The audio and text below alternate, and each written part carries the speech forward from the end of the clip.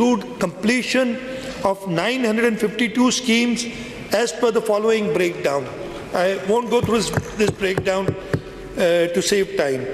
This unprecedented level of investment supported roads, bridges, schools, hospitals, water supply schemes, irrigation infrastructure, public transport system, municipal services, and development activities benefiting citizens in every district of Sindh. These investments not only improved public services, but also generated economic activity, supported employment, and strengthened the foundation of long-term growth and prosperity. We believe responsible public finance is ultimately measured not by savings alone, but its impact on the lives of citizens. Honorable Speaker, I now turn to the measures undertaken by the Government of Sindh during 2025-26 to provide relief to citizens, protect livelihood, and support vulnerable segments of the society. Throughout financial year 2025-26, the Government of Sindh implemented a series of targeted interventions aimed at protecting livelihoods, reducing economic hardship, and supporting vulnerable segments of the society. These measures benefited farmers, workers, fishermen, transport users, traders, and households across the province. Honorable Speaker, one of the most tragic incidents during the year was the devastating fire at Gul Plaza, Karachi on 17th of January 2026. This claimed 72 precious lives and affected approximately 1,208 commercial units and businesses. Recognizing both the human tragedy and the economic devastation suffered by hundreds of families and traders, the government approved one of the largest relief and rehabilitation packages ever extended for a commercial disaster in Sindh. A comprehensive package of rupees 8.45 billion was announced, comprising compensation for bereaved families, direct financial assistance to affected shopkeepers, and compensation for inventory and business losses. Under this package, compensation of rupees 10 million per deceased victim was approved. In addition, 1,208 affected shopkeepers received direct assistance of 500,000 each, and approximately 5.77 billion was released for inventory and business losses. I am grateful to the Karachi Chamber of Commerce and Industry who worked with us very closely, and all the payments were made on the recommendation of Karachi Chamber of Commerce and Industry, and I thank them for their help. Recognizing the challenges faced by our farming community, the government launched one of the largest farmer support programs in province's history. An allocation of rupees 45 billion was made for wheat procurement and farmer support initiatives.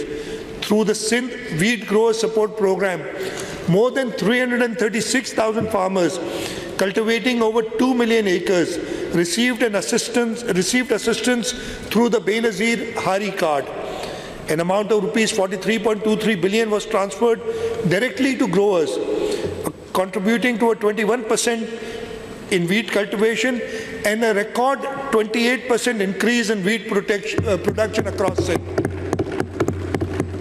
Wheat cultivation increased from 3.086 million to 3.879 million acres, while wheat production increased from 3.54 million tons to a highest ever 4.91 million tons in the province of Sindh.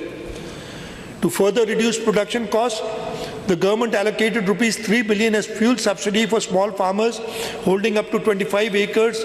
Approximately 331,000 farmers benefited through transparent digital transfers, helping protect farm incomes and sustain agricultural activity. Honorable Speaker, the government also acted to shield citizens from rising fuel prices. Under the People's Motorcycle Fuel Subsidy Program, rupees 4 billion was released to provide direct support to motorcycle owners across Sindh. More than 660,000 beneficiaries have received assistance through a fully digital payment mechanism. Similarly, rupees 2.37 billion was released as fuel differential subsidy for public transport operators. This intervention helped maintain affordable fares and benefited millions of daily commuters throughout the province. Recognizing challenges faced by coastal communities, the government also provided rupees 515 million in fuel support for 2,819 registered small and medium fishing boats, helping sustain livelihoods and economic activity in the coastal district.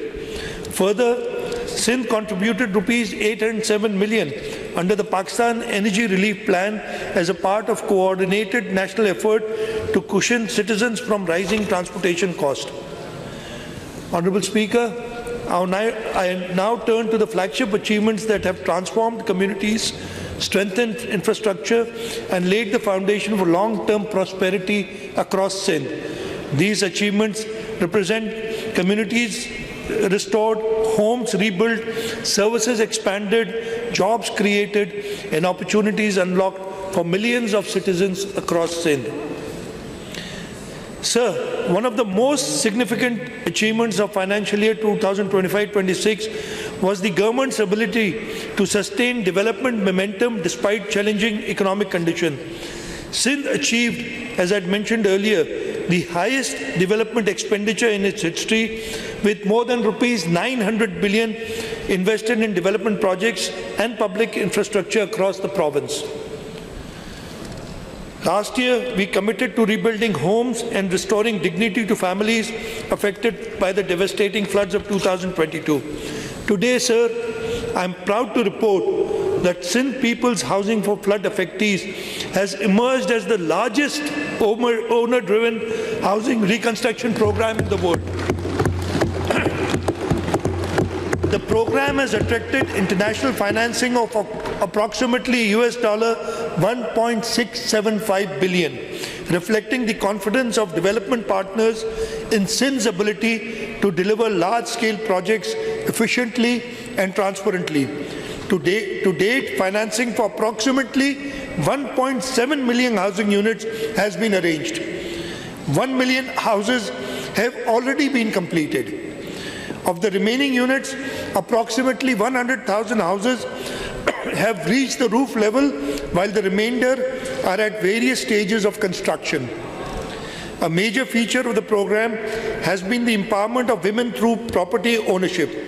A total of 120,058 land titles have been registered in favor of eligible women beneficiaries, while more than 300,000 women have received ownership and land title documents, making the largest women-led asset transfer program in South Asia.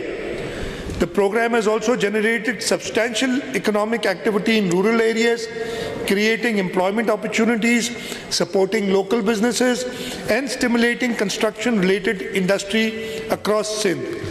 Mr. Speaker, sir, this program has been reviewed by all international agencies, and I'm very proud to tell you that the World Bank, the Islamic Development Bank, the Asian Development Bank have mentioned that this program is the best ever housing program that they've done anywhere around the world. And this was the brainchild of Chairman Pakistan People's Party, Bilawal Bhutto Zardari, who for the first time ever, there have been floods before, but it's the first time ever that the government is rebuilding houses, and they're rebuilding climate-resilient houses for these. So this program has been acclaimed as the flagship program by all international agencies. So for next year, the allocation for the Sindh People's Housing for Flood to complete the remaining houses is rupees 100.4 billion. Building upon the reconstruction efforts, the government has launched a $214 water, sanitation and hygiene program. The initiative will provide clean drinking water and sanitation facilities to approximately 215,000 households in 1,800 villages, benefiting more than 1 million people. In addition, design work has commenced in 200 villages under wash intervention, while physical work in 100 villages are expected to commence by the end of June 2026. So another flagship project that we've completed is the Sharai Bhutto. It's a new era in connectivity. Honorable Speaker, Karachi's continued growth depends upon modern infrastructure and efficient mobility. I am very pleased to report that Sharai Bhutto